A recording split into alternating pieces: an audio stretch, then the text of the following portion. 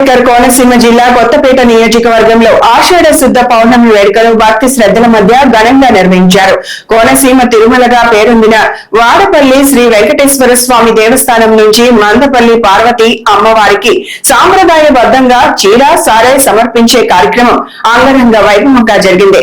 వేద మంత్రోచ్చారణలు, మంగళ వాయిద్యాలు, కోలాటాలు, భజనల నడుమ నిర్వహించిన ఈ వేడుకల్లో పెద్ద సంఖ్యలో భక్తులు పాల్గొని ప్రత్యేక పూజలు నిర్వహించారు.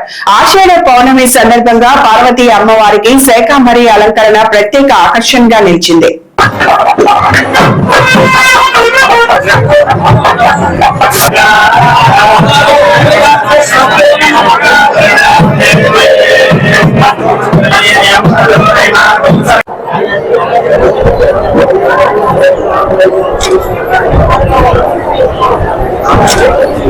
ఓకే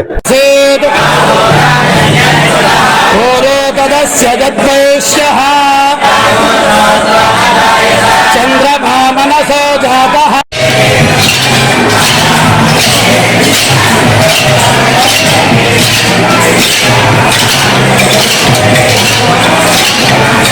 కాకినాడ జిల్లా జగ్గంపేట నియోజకవర్గంలో సాగునీటి పరిస్థితులపై రాష్ట్ర జల వనరుల శాఖ మంత్రి నిమ్మల రామానాయుడు క్షేత్ర స్థాయిలో పర్యటించి అధికారులతో సమీక్షించారు. జగ్గంపేట ఎమ్మెల్యే టీటీడీ బోర్డు సభ్యులు జ్యోతుల నెహ్రూ, ప్రతిపాడు ఎమ్మెల్యే వరపుల సత్యప్రభతో కలిసి కిర్లంపూడి మండలం కృష్ణవరం వద్ద పోలవరం ఎడమ కాలువ పనులను పరిశీలించిన మంత్రి అనంతరం రామవరం గ్రామంలోని పురుషోత్తమ పట్టణం ఎత్తిపోతల పథకం స్టేజ్ 2 పంపింగ్ స్టేషన్ ను పరిశీలించారు. ఎల్నినో ప్రభావంతో వర్షాభావ పరిస్థితులు నెలకొన్న నేపథ్యంలో ఏలేరు ఆయకట్టు, ఈస్ట్ డెల్టా రైతాంగాన్ని కాపాడడమే ప్రభుత్వ ప్రధాన లక్ష్యమని మంత్రి నిమ్మల రామానాయుడు తెలిపారు. పిఠాపురం బ్రాంచ్ కెనాల్ లో గుర్రపు నాచు తొలగింపు, ఏలేరు మెయిన్ కెనాల్ లో పూడికతీత, పెద్ద వృక్షాల తొలగింపు పనులను తక్షణమే చేపట్టాలని అధికారులను ఆదేశించారు.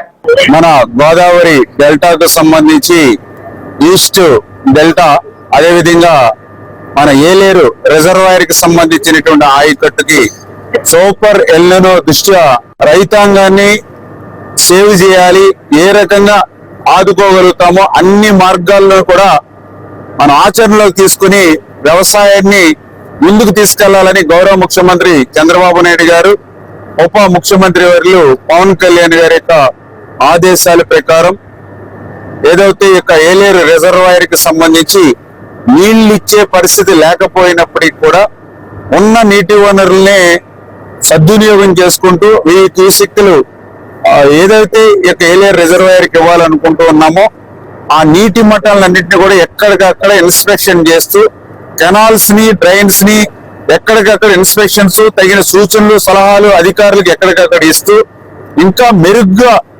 వాటర్ ఫ్లో అవడానికి ఏ రకంగా చర్యలు తీసుకోవాలో వాటి మీద ఈవేళ 2వ రోజు కూడా ఈ కాకినాడ జిల్లాలో పిఠాపురం, ప్రతిపాడు, జగ్గంపేట, పెద్దాపురం నియోజకవర్గాల్లో ఈ రోజు 2వ రోజు కూడా పర్యటిస్తూ అందులో భాగంగా పిఠాపురం బ్రాంచ్ కెనాల్ 38 కిలోమీటర్లు ఉన్నటువంటి కెనాల్ అంతా కూడా డీసిల్టింగ్, పర్టికులర్ గా కర్రనాచు బాగా పెరిగిపోయి నీటి ప్రవాహానికి అడ్డంగా తొలగించడానికి ఎంత అమౌంట్ ఖర్చు అయినా పర్వాలేదు ఎస్టిమేషన్ వేసి పనులు ప్రారంభించమని ఇరిగేషన్ అధికారులకు కూడా ఆదేశాలు ఇవ్వడం జరిగింది. వినూత్న ఆలోచనలకు యువ పారిశ్రామికవేత్తలకు వేదికగా రూపుదిద్దుకుంటున్న స్టార్అప్ కడప ఎంటర్ప్రెన్యూర్షిప్ సెంటర్ త్వరలో ప్రారంభానికి సిద్ధమవుతోందని నిర్మాణ పనులను జిల్లా కలెక్టర్ డాక్టర్ శ్రీధర్ చెరుకూరి పరిశీలించి పనులను నాణ్యతతో త్వరగా పూర్తి చేయాలని అధికారులను ఆదేశించారు. కడపలో నిర్మాణంలో ఉన్న స్టార్టప్ కడప ఎంటర్ప్రెన్యూర్షిప్ సెంటర్ ను జిల్లా collector doctor Sridhar Cherukuri sub collector HS భావనతో కలిసి పరిశీలించారు. భవనం బాహ్య నిర్మాణ పనులను వారంలోపు పూర్తి చేసి అంతర్గత సదుపాయాల ఏర్పాటును వేగవంతం చేయాలని అధికారులకు సూచించారు. నాణ్యత విషయంలో ఎలాంటి రాజీ పడకుండా పనులు పూర్తి చేయాలని ఆదేశించారు. ప్రతి ఇంటి నుంచి ఒక స్టార్టప్ ఆవిర్భవించాలన్న రాష్ట్ర ప్రభుత్వ లక్ష్యానికి అనుగుణంగా ఈ కేంద్రాన్ని అభివృద్ధి చేస్తున్నామని కలెక్టర్ తెలిపారు. ఇది కేవలం ఒక భవనం కాదని యువత ఆలోచనలు, ఆవిష్కరణలు కొత్త వ్యాపారాలకు బలమైన వేదికగా నిలుస్తుందన్నారు.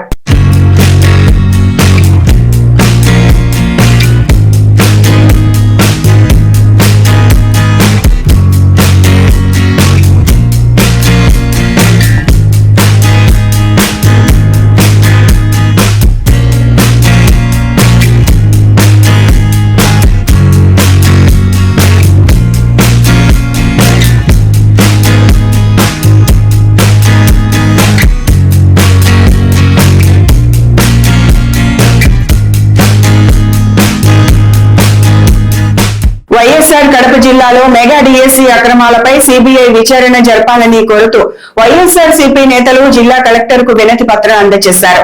డిఎస్సి నియామకాల్లో భారీ అక్రమాలు జరిగాయని ఆరోపిస్తూ ప్రభుత్వం వెంటనే స్పందించి పూర్తి స్థాయి విచారణకు ఆదేశాలు ఇవ్వాలని డిమాండ్ చేశారు. ఈ సందర్భంగా మాజీ ఎమ్మెల్యే రవీంద్రనాథ్ రెడ్డి మాట్లాడుతూ డిఎస్సి అక్రమాలపై ప్రభుత్వం ఎందుకు మౌనం పాటిస్తుందని ప్రశ్నించారు. సాక్ష్యాలు సమర్పించినప్పటికీ చర్యలు తీసుకోకపోవడం ప్రభుత్వ వైఫల్యమని విమర్శించారు. మాజీ ఎమ్మెల్యే రాచమల్లు ప్రసాద్ రెడ్డి మాట్లాడుతూ మెరిట్ లిస్ట్ కాదు మనీ లిస్ట్ ఆధారంగానే ఉద్యోగాలు ఇచ్చారని తీవ్ర విమర్శలు చేశారు. డిఎస్సిని పూర్తిగా రద్దు చేసి పారదర్శకంగా తిరిగి నిర్వహించాలని, అర్హులైన అభ్యర్థులకు న్యాయం జరిగేలా ప్రభుత్వ చర్యలు తీసుకోవాలని డిమాండ్ చేశారు. ఖచ్చితంగా వైఎస్ఆర్ కాంగ్రెస్ పార్టీ డిమాండ్ చేస్తోంది.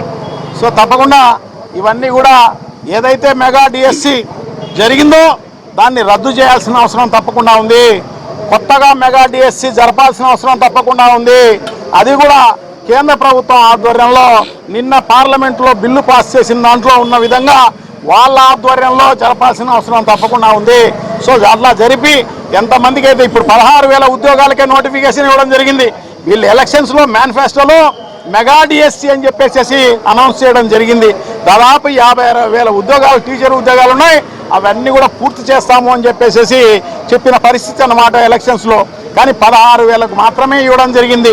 సో ఇంకా ఏదైతే ఖాళీలు ఉన్నాయో అవి కూడా కలిపి ఇవి కూడా కలిపి దానికి సంబంధించి ఆ డిఎస్సి నోటిఫికేషను ఇవ్వాల్సిన అవసరం తప్పకుండా ఉంది.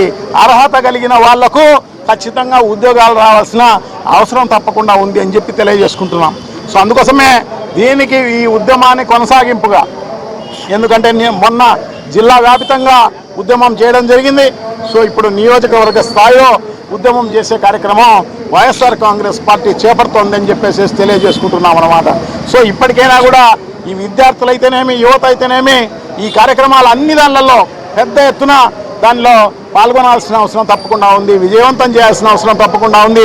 ఈ ప్రభుత్వాన్ని క్వశ్చన్ చేయాల్సిన అవసరం తప్పకుండా ఉంది. ఈ ప్రభుత్వంలో ఉన్న అధికారులను అయితేనేమి, ఈ ప్రభుత్వంలో పనిచేస్తున్న ప్రజాప్రతినిధులకు చొక్కా పట్టాల్సిన అవసరం తప్పకుండా ఉంది. సో అవన్నీ కూడా ఖచ్చితంగా మనం చేయగలిగినప్పుడు మాత్రమే మనం అనుకున్న రిజల్ట్ వచ్చే కార్యక్రమం జరుగుతుంది.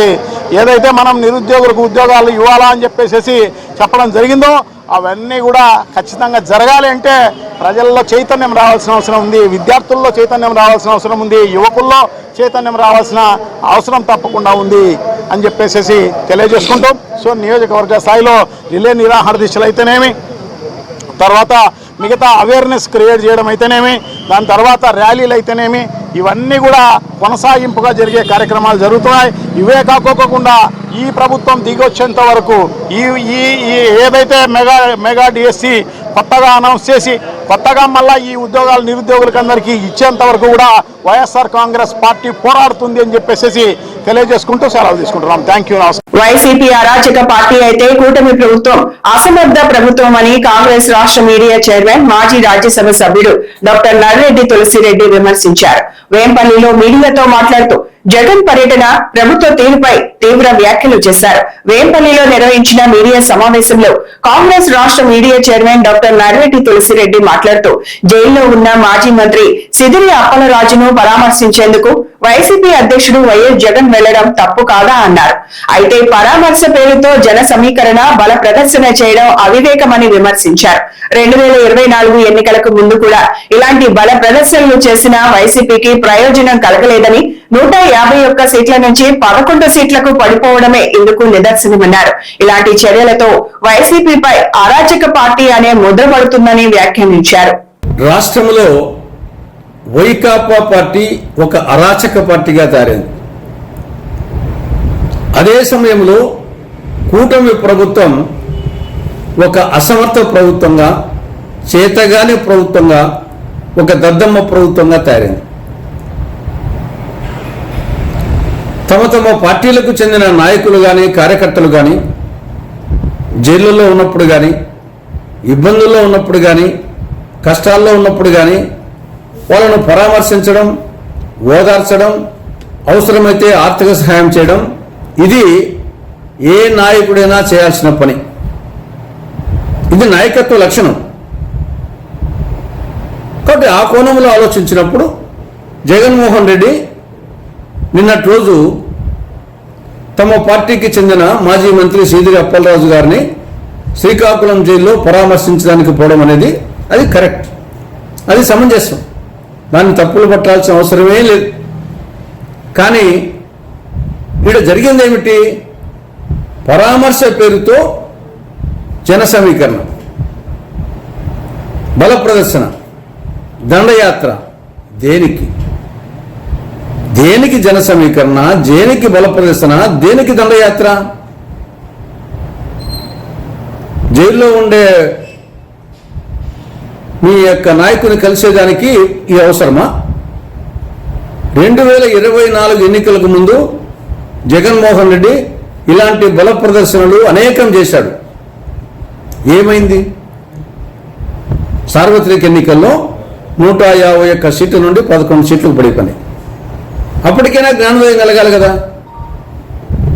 ఓడిపోయిన తర్వాత మరి ఎక్కువైపోయింది బల ప్రదర్శన, జన సమీకరణ, దండయాత్రలు. ఇది ఖచ్చితంగా సెల్ఫ్ గోల్ కొట్టుకోవడమే. ఇది ఆ పార్టీకి ఏమాత్రం ఉపయోగపడదు. దీనివల్ల ప్రజల్లో ఒక అభిప్రాయం ఏం ఏర్పడుతుంది? వైకాపా పార్టీ ఒక అరాచక పార్టీ, ఇది ఒక రౌడీల పార్టీ అనే ఇంప్రెషన్ పడుతుంది. దానివల్ల పార్టీకే నష్టం. పోనీ ఇంత చేసి ఉన్న సీదిరి అప్పలరాజు గారితో ములాఖత్ అయ్యారంటే అది లేదు. ఈయన పోయితలకల్లా టైం అయిపోయిందంట. ఒక నాయకునికి ఆ మేరకు సమయపాలన గురించి తెలియదు. బట్ ఏది ఏమైనా వైకాపా పార్టీ పదే సెల్ఫ్ గోల్స్ కొట్టుకుంటా ఉంది. ఇక రెండవది ప్రభుత్వం సైడ్. జగన్మోహన్ రెడ్డి సీదిరి అప్పలరాజును పరామర్శించడమే తప్పు, ఇది ఒక మహాపాతకం, కళ్ళుగట్టిన నేరస్తుని పరామర్శిస్తున్నట్టుంది అని అటు చంద్రబాబు నాయుడు గారు కానీ ఇటు టీడీపీ నాయకులు కానీ పదే వ్యాఖ్యానించడం ఇది ఏమాత్రం సమంజసం కాదు. అంగన్వాడీ ఆశా కార్యకర్తలు ఇతర స్కీమ్ వర్కర్ల సమస్యలను వెంటనే పరిష్కరించాలని కోరుతూ సిఐటియు ఆధ్వర్యంలో కడప కలెక్టరేట్ వద్ద ఆందోళన నిర్వహించారు. జీతాల పెంపు, పనిభారం తగ్గింపు సహా పలు డిమాండ్లను ప్రభుత్వం నెరవేర్చాలని కోరారు. కడప కలెక్టరేట్ కార్యాలయం వద్ద సిఐటియు ఆధ్వర్యంలో అంగన్వాడీ ఆశా కార్యకర్తలు, స్కీమ్ వర్కర్లు ఆందోళన చేపట్టారు. ఈ సందర్భంగా అంగన్వాడీ నాయకురాలు లక్ష్మీదేవి మాట్లాడుతూ అంగన్వాడీ కార్యకర్తల జీతాలు పెంచాలని, నవ చైతన్య యాప్ ను రద్దు చేయాలని డిమాండ్ చేశారు. మినీ వర్కర్లందరినీ మెయిన్ వర్కర్లుగా గుర్తించి అర్హులైన హెల్పర్లకు పదోన్నతులు ఇవ్వాలని కోరారు. పనిభారం తగ్గించి సంక్షేమ పథకాలను సమర్థంగా అమలు చేయాలని ప్రభుత్వాన్ని డిమాండ్ చేశారు. తమ న్యాయమైన డిమాండ్లను వెంటనే నెరవేర్చాలని, లేకపోతే ఉద్యమాన్ని మరింత ఉధృతం చేస్తామని హెచ్చరించారు.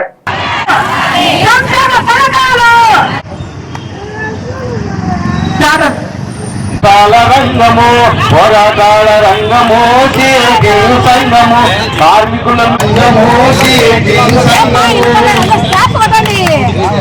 తరతరాల పేదరికం ఉద్యోగం లేనితనం సంగము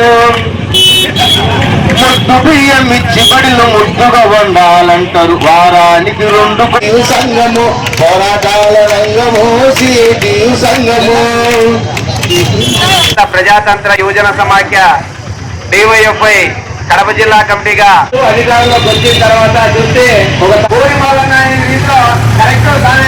ఈ పునర్ ప్రభుత్వానికి గ్యాసులో నీళ్లు పోసి మీ సమస్యల కోసం మేమున్నాం, రాబోయేది మన ప్రభుత్వమే కాబట్టి వచ్చినటువంటి మొట్టమొదటి హామీ అమలు చేసేది అంగన్వాడీ సమస్యలు అని చెప్పేసి మనం పిలుచకపోయినా కానీ వాళ్ళతో తెచ్చించేటువంటి మన అంగన్వాడీని ఆ రోజు కన్నీరు చేస్తే మొత్తం అటువంటి సమాన పనికి సమాన వేతనం ఇవ్వాలని చెప్పేసి అడిగాం.